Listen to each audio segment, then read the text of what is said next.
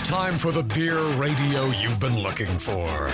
This is the show that dispels myths, tackles the toughest topics, and makes no apologies for geeking out on beer. Hosted by two guys that drink before they think. Jamil Zainasheff and John Palmer. This is Brew Strong.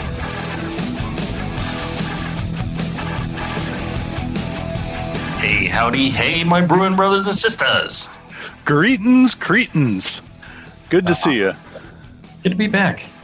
Yeah. We took a little bit of a break there for the holidays, and then a little bit longer break, and And where's the time gone? Yeah.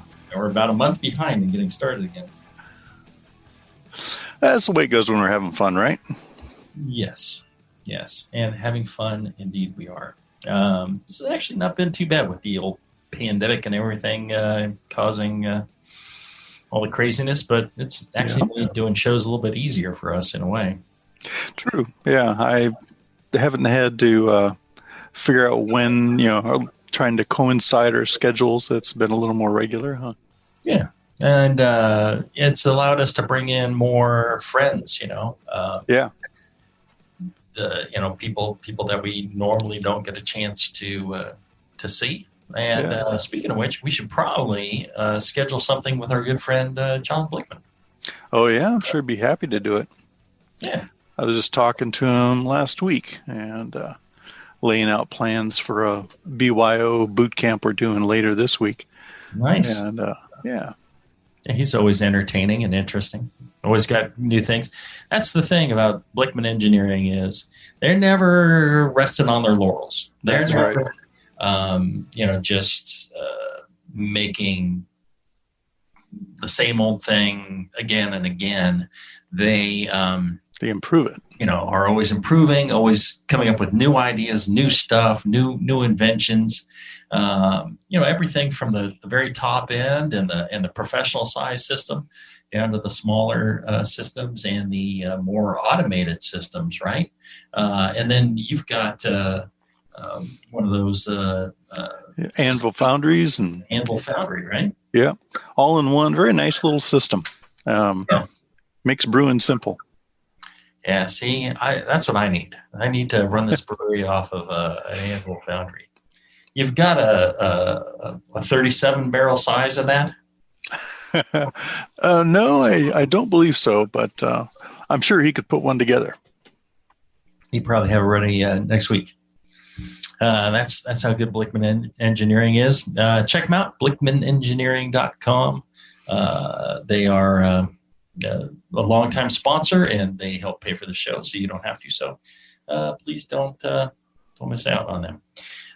We were supposed to have our good friend Martin Cornell on today, but due to the time change, we seem to have miscoordinated because I guess they're not changing their clocks the same time we're changing our clocks in the U.S. now. So we're off by an hour. So hopefully he'll be here shortly and to talk about Burton Ales. But in the meantime, we've got lots of questions from our faithful listeners, and I thought we could knock some of them out. That'd be cool. Ron Barnes was asking, he's, hello guys, have you ever brewed with spruce tips? How would you go about using them? I know Alaskan Brewing uses them in their winter ale, and I thought they might be fun to play around with. Thank you for any tips or insight. John, have you done the spruce tip brewing? I haven't. I've had some outstanding spruce tip beers, though.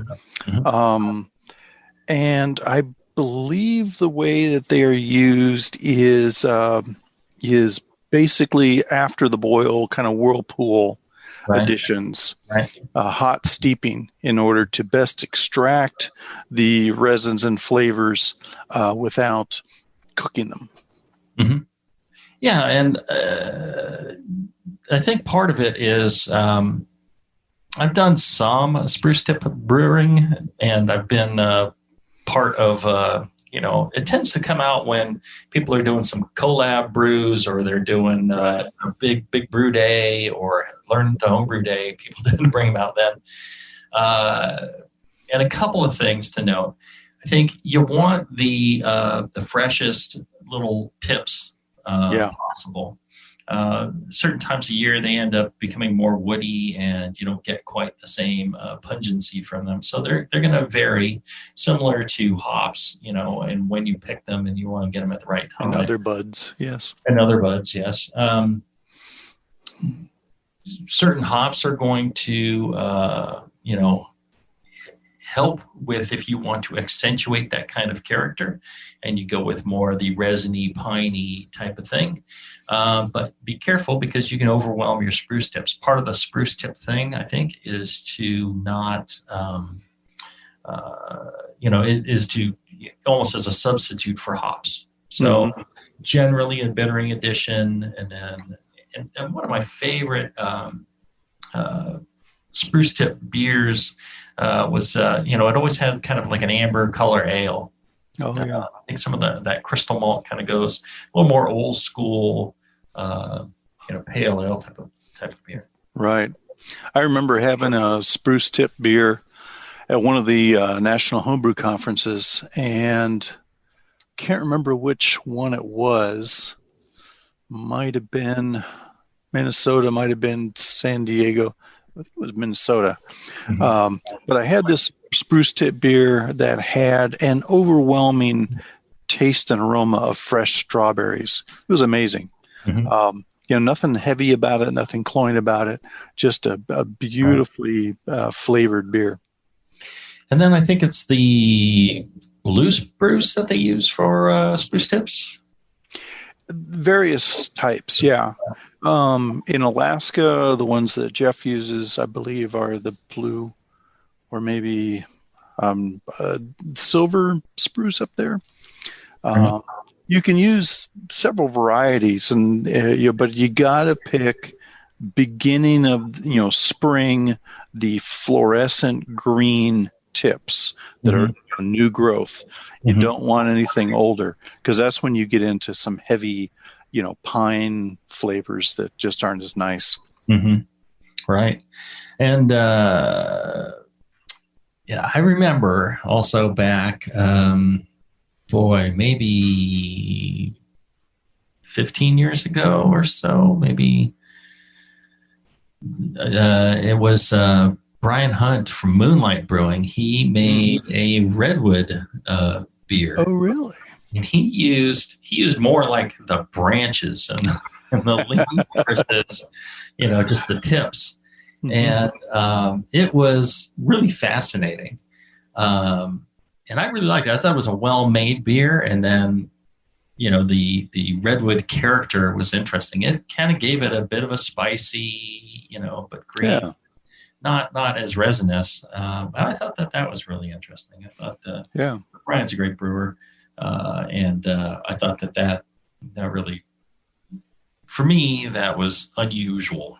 But so our tips would be use the freshest tips. Make sure you're harvesting at the right time. Use them in the whirlpool or dry tipping versus in the boil. And watch your hops. Use complementary hops, and perhaps the more tip character you want, maybe the less late hops you want to do. Let's take a short break. When we come back, we will have more of your questions right after this. Hey, it's Kaylee Cuoco for Priceline. Ready to go to your happy place for a happy price? Well, why didn't you say so? Just download the Priceline app right now and save up to 60% on hotels. So whether it's Cousin Kevin's Kazoo Concert in Kansas City, go Kevin, or Becky's Bachelorette Bash in Bermuda, you never have to miss a trip ever again. So download the Priceline app today. Your savings are waiting. Go to your happy place for a happy price. Go to your happy price, Priceline.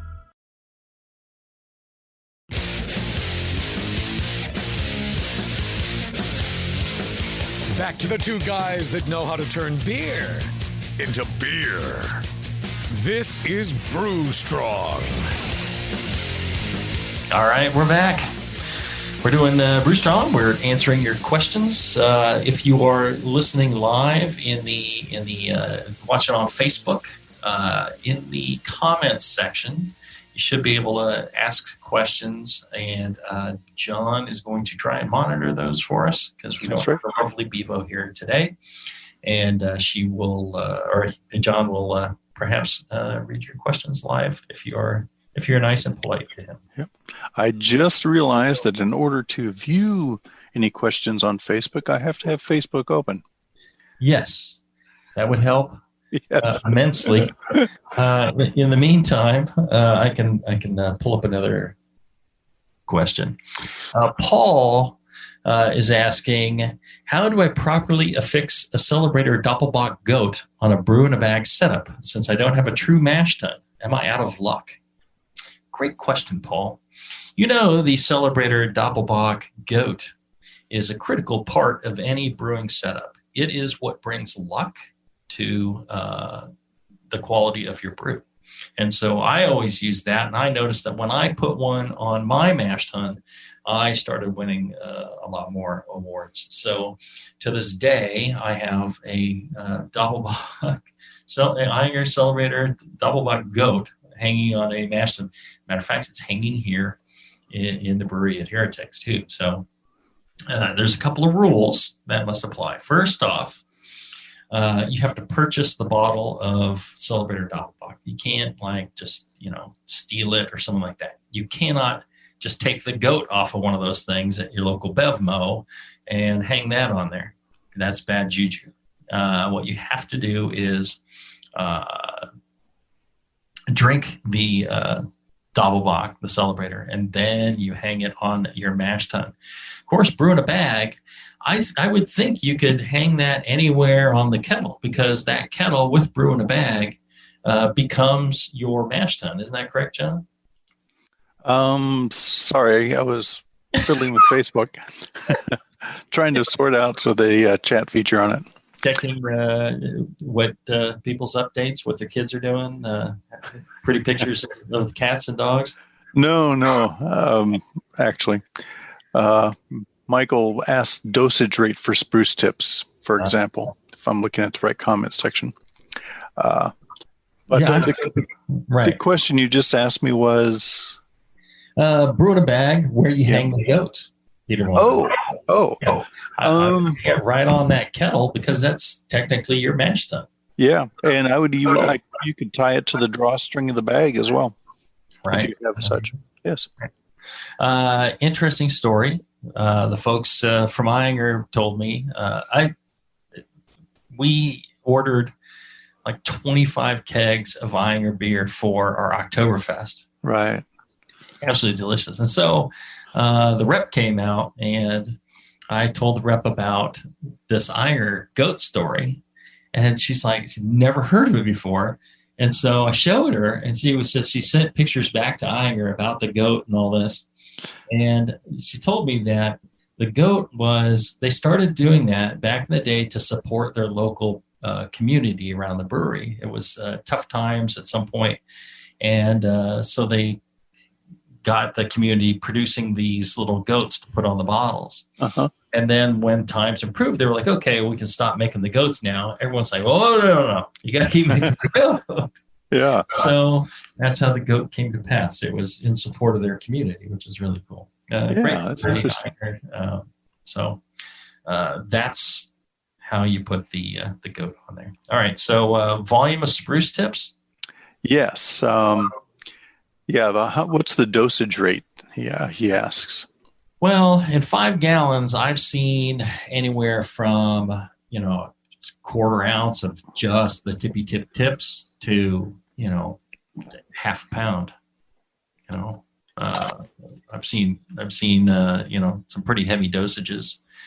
I think it depends a lot on how fresh it is, how much of a character you want, how malty the resulting beer is going to be. The maltier it is, the sweeter and the more kind of crystal caramel you have in there, the more it's going to suppress that character. So you need to kind of be careful about balancing those two. If you do it in a really pale, light beer that's very dry, it won't take much spruce tips. So it's going to depend on the beer. If you do some big, heavy, dark beer like a Russian Imperial Stout, it takes quite a bit. For a general pale ale, let's say, I don't know, I might start somewhere around, 4 ounces. I like my spruce beers to be pretty sprucey. I think that depending on where you pick them, it's gonna affect things. That sounds reasonable. Yeah. You'll go with that. Yep. Good. Let's see here. We have a question regarding sparging speed.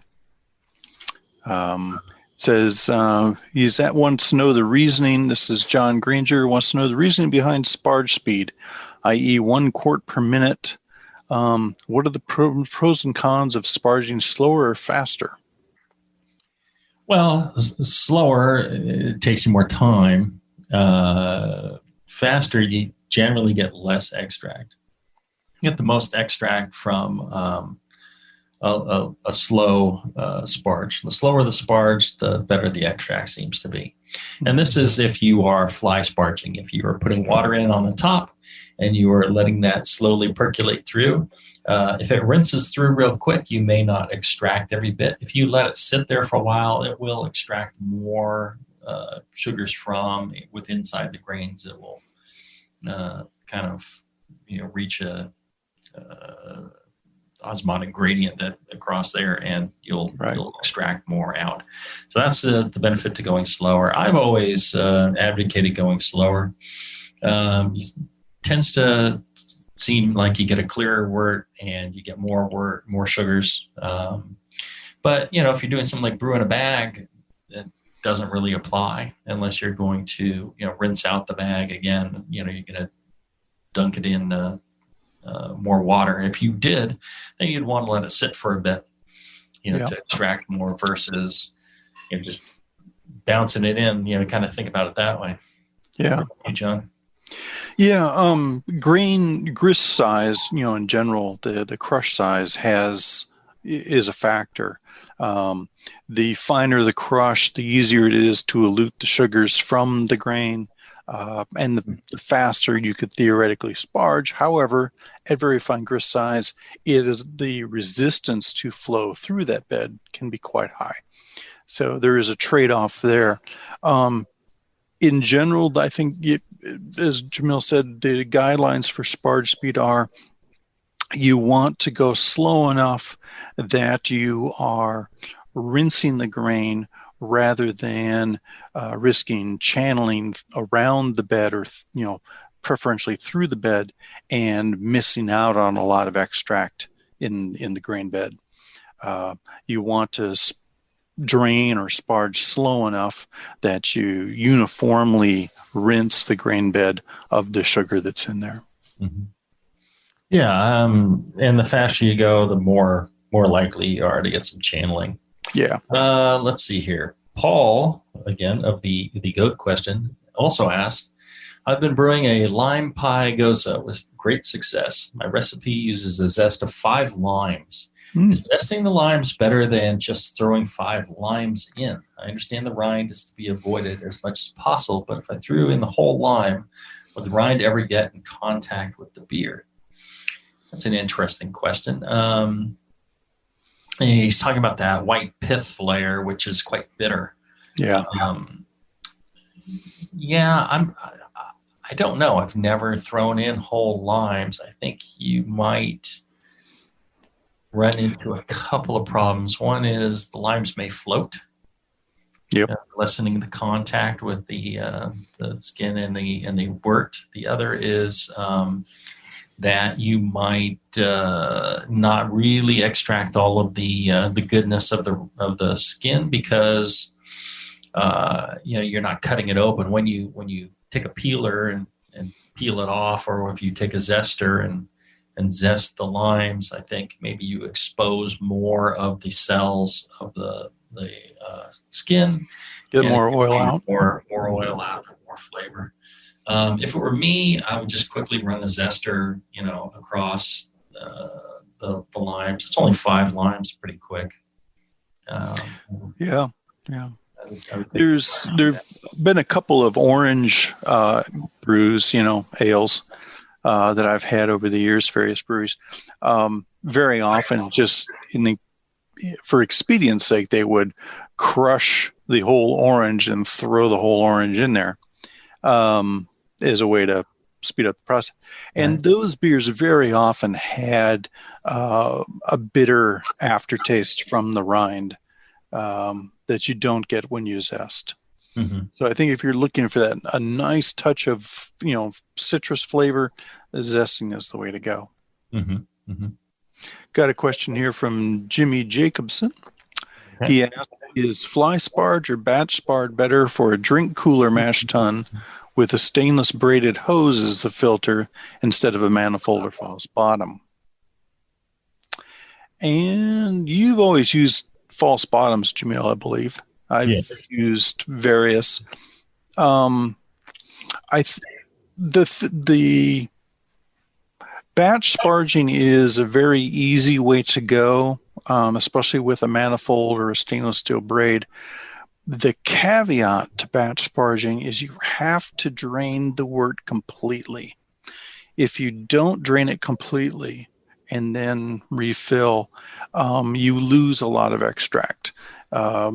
Because you don't get uniform rinsing with a braided hose usually. So it depends on draining all of that first running's wort, which is your highest quality and highest yield wort, before you introduce more water.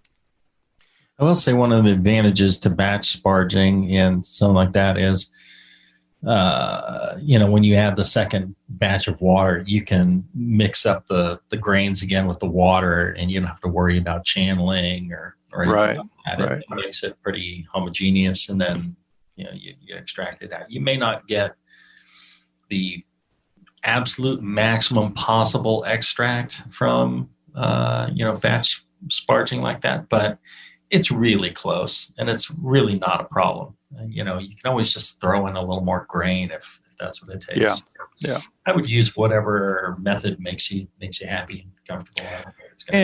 And to continue on that thought, these days I find myself doing no sparge brewing most of the time, because again, as you say, you just throw in another pound of grain, another 5% of the grain bill, and you're done. You don't have to sparge. You drain your full boil volume in one go, and you're ready to boil. I will say that no sparge brewing, there's a definite benefit to it where, flavor-wise, you're going to get a richer, maltier character, which can be good in some styles. It can be to your detriment in other styles. It depends on if a beer traditionally was sparged and extract a bit more of the tannin and a bit more of that husk and grainy material, that character is part of the style, then you're going to want that. But in general, you get more flavor and a nicer flavor from no sparge like John's talking about, especially in something, if you can do it in something like a Bock, or certain German lagers, it can be really nice. But in things that were tended to be extracted more, you want the sparge then. Let's take a short break. And when we come back, we'll have more of your questions right after this.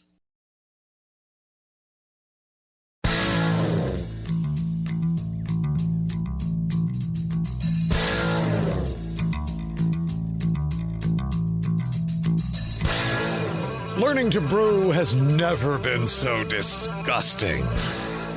This is Brew Strong.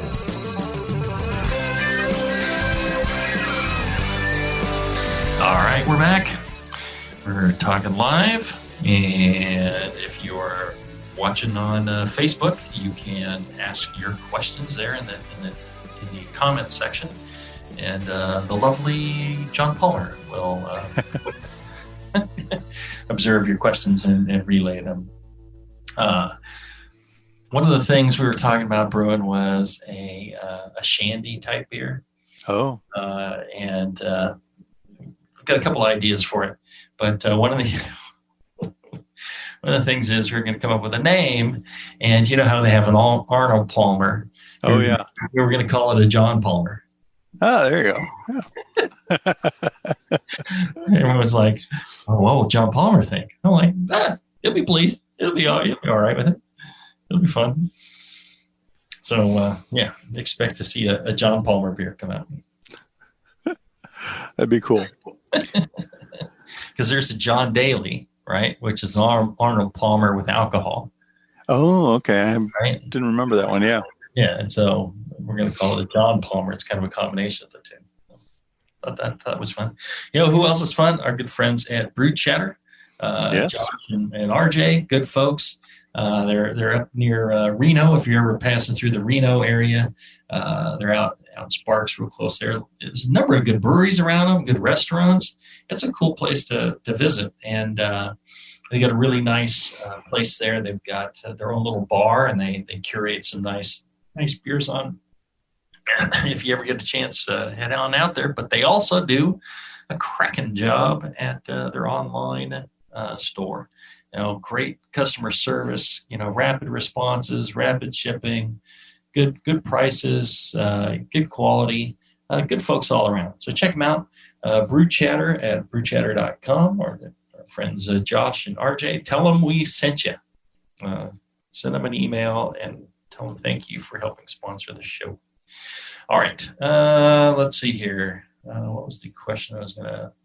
Fernando was asking, in addition to brewing beer, I recently started brewing kombucha.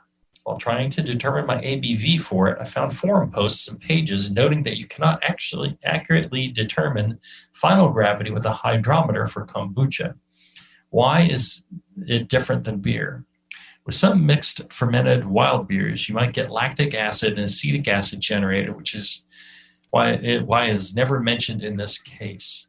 Does lactic or acetic acid influence the hydrometer readings, not only for kombucha, but also for mixed fermented beers, where it won't be possible to determine the final gravity with a hydrometer? Thanks, Fernando. Well, a hydrometer reading is always a hydrometer reading. It is a measure of the relative buoyancy of that solution versus plain water.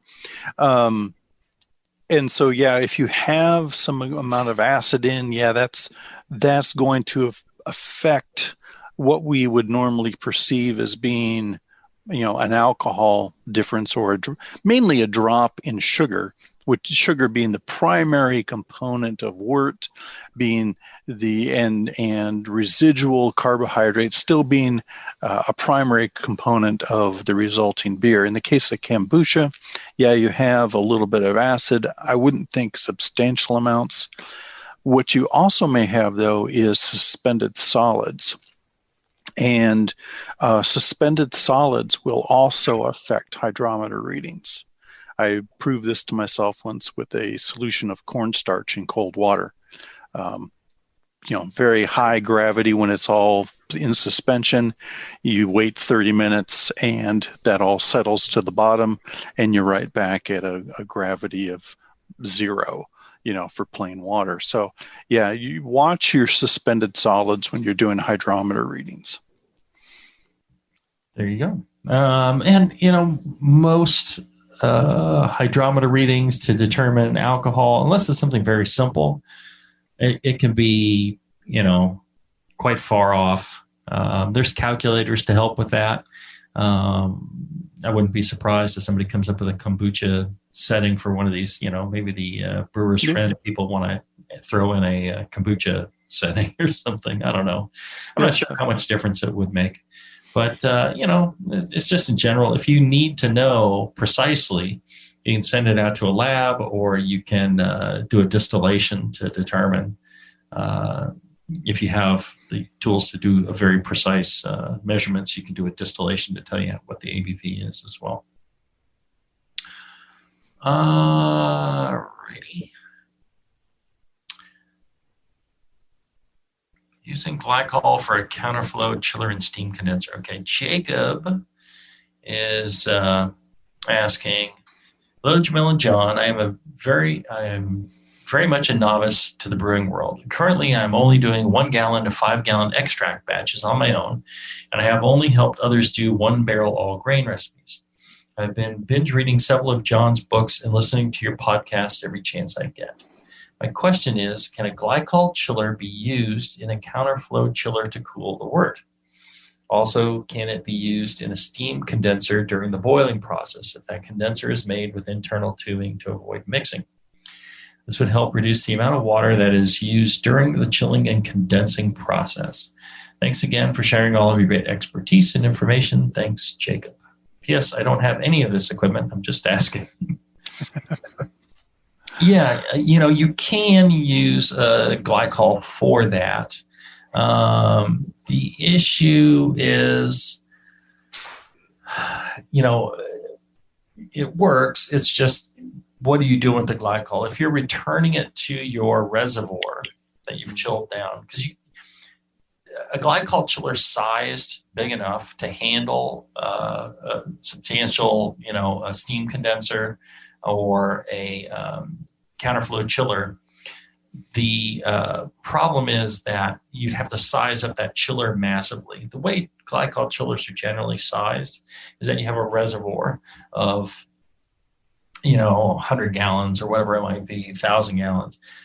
And your glycol chiller chills the liquid down over time and gets it nice and cold. And then you take some out, for chilling down a fermenter, and it goes back in, and all this happens throughout the day. But there's times when there's not so much load and the chiller is able to keep up.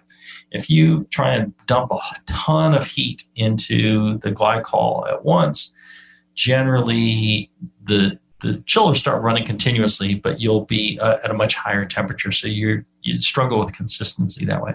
So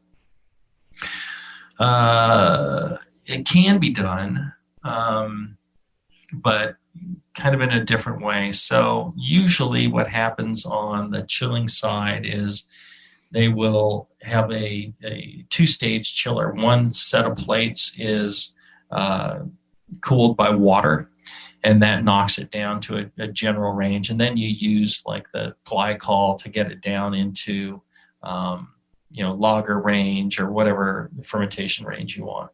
And so you're not dumping the entire amount of heat into it, but you're just taking a little bit off. So that's how they do it with the two-stage chillers. On the steam condensers, generally it's kind of the same situation. If you use glycol for it, you'd be saving water, but you use an extreme amount of power. So generally what happens in commercial breweries is you use water, your regular brewing water, and you pass that through your steam condenser or your plate heat exchanger, and then you collect that water up as hot liquor, and then you use that hot liquor for your next brew. So that's how we do it at Heretic. We have a large cold liquor tank that we keep at, I think it's around 50 degrees Fahrenheit, or we might have warmed it up a little bit to collect more water when we chill. So we have enough hot water for the next batch.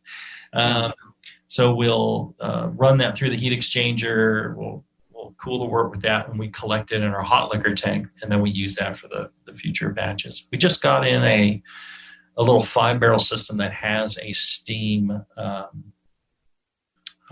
condenser trap. So instead of venting this, 8-foot, 10-foot tall brew plant out the roof, which is 33 feet, it just has a U that and a fan that pulls the steam down through like a shotgun condenser.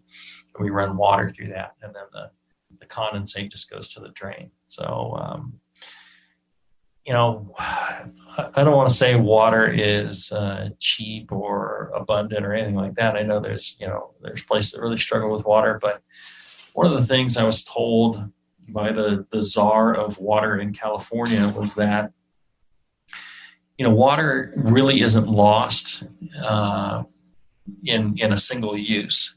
The water gets reused probably 7 or 8 times before it gets to the sea.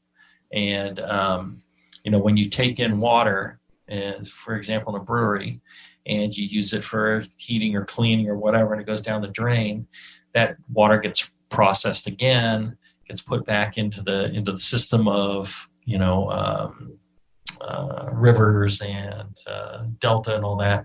And then people downstream pull more water out, and then they use it. And then after they're done, it goes back, it gets treated again, it gets back in there. And eventually it makes its way down to, the ocean.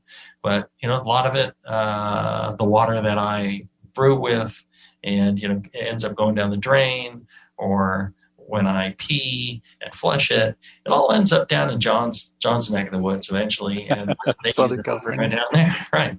So I've probably peed in all of the beers made in Southern California at one time or another. So enjoy those beers. It's got a little bit of me in every drop.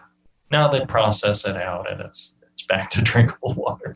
But that's one of the reasons that it's not quite as critical. We need to conserve water, but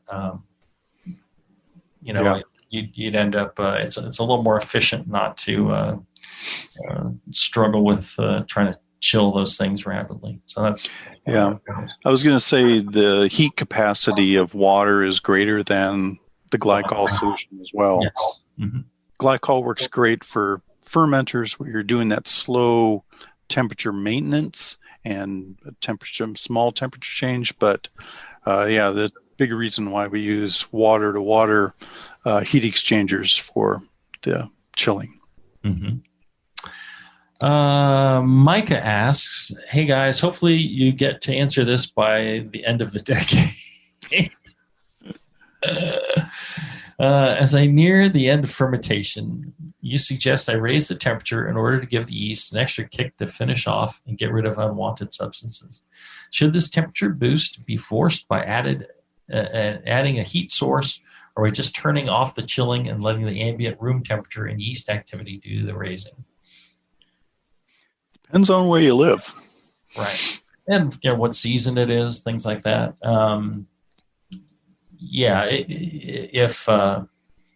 If the room's warm enough, you can certainly do that. It's very difficult if you don't time it right. Like in commercial fermenters, there's no heating element in there, and heating them can be very difficult on such a large source without a lot of pumping and things like that. So, for example, we raise the temperature on our lagers to get to a diacetyl rest and clean them up. And we do this by turning the cooling, adding less and less cooling to it.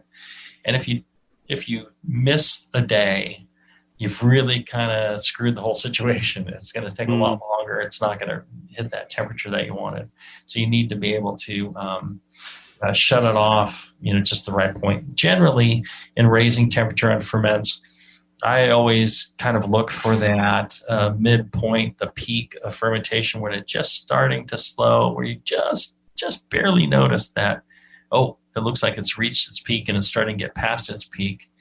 Then I start to take the temperature control off and let it rise from there. And that always seemed to work well for me. How about you, John?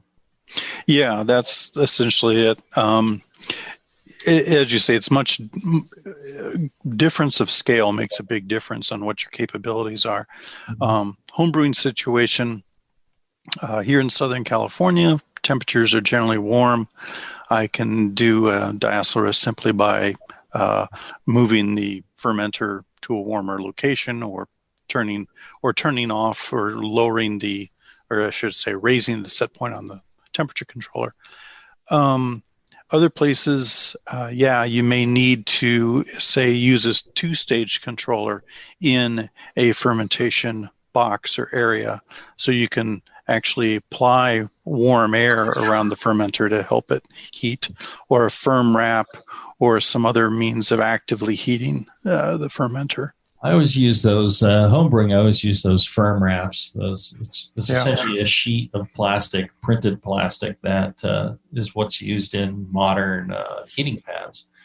And those work great because you can get really nice contact with the surface of the fermenter on that, and easy to run a controller on it. And I thought that those did an amazing job. One of the things I would do back in the day when I was brewing lagers was I would put the firm wrap on, I put a 2-stage controller on it, and I would put it inside a refrigerator.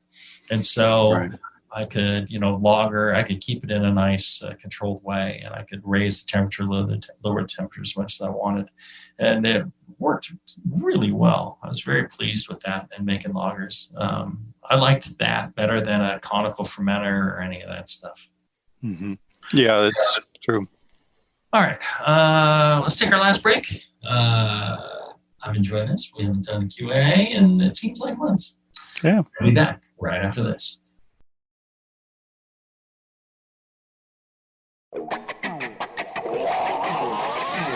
Back to the beer guys that make other beer guys look like wine guys. Brew Strong. All right, we're back. We're enjoying doing another episode of Brew Strong. And, let's see here.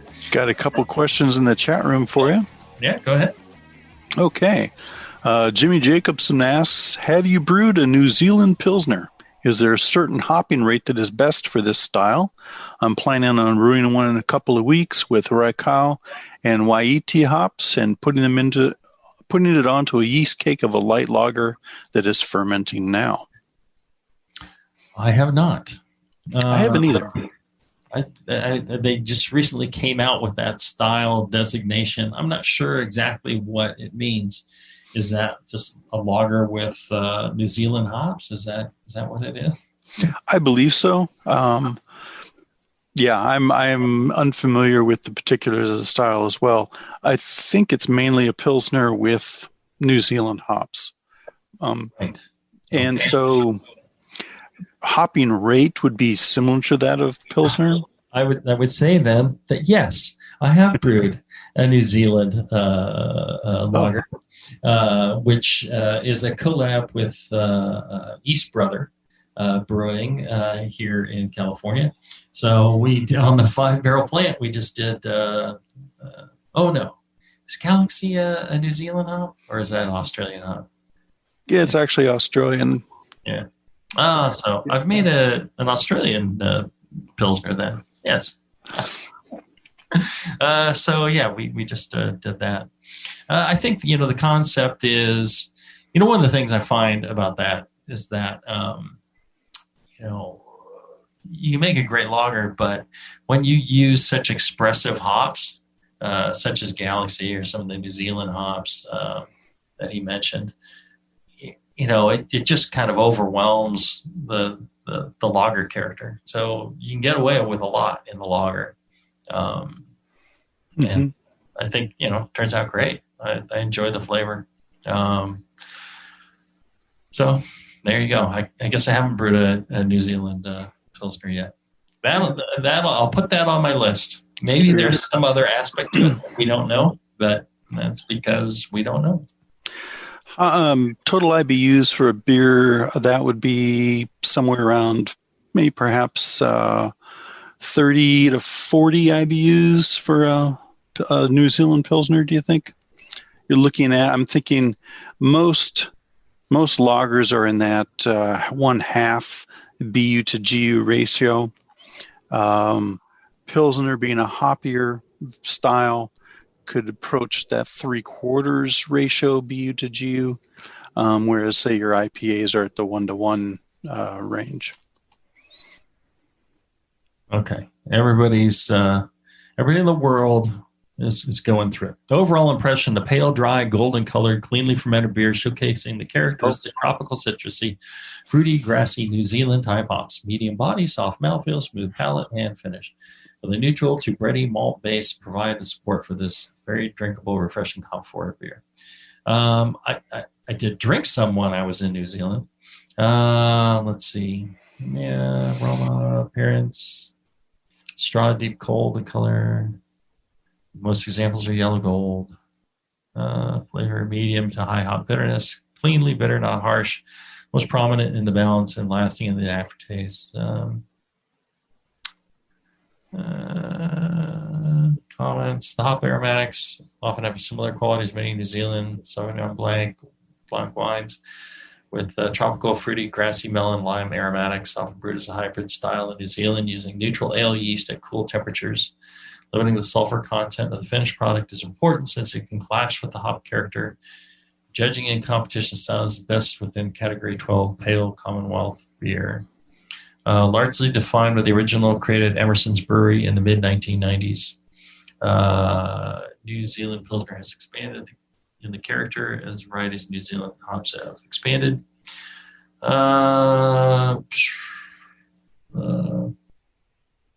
Pilsner malt, maybe a little bit of wheat malt, lager yeast, or very neutral ale yeast. Compared to German Pils, not as crisp and dry in the finish with a softer, maltier presentation full body. No numbers? IBU 25-45, SRM 2 to 6, OG 44 to 56, FG 09 to 14, 4.5 to 5.8 ABV. Okay, so yeah, that 3/4 to 1 to 1. I've had Emerson's Pilsner. They have Croucher, Liberty, Panhead, Fort Road, Pilsner. I think I had that one.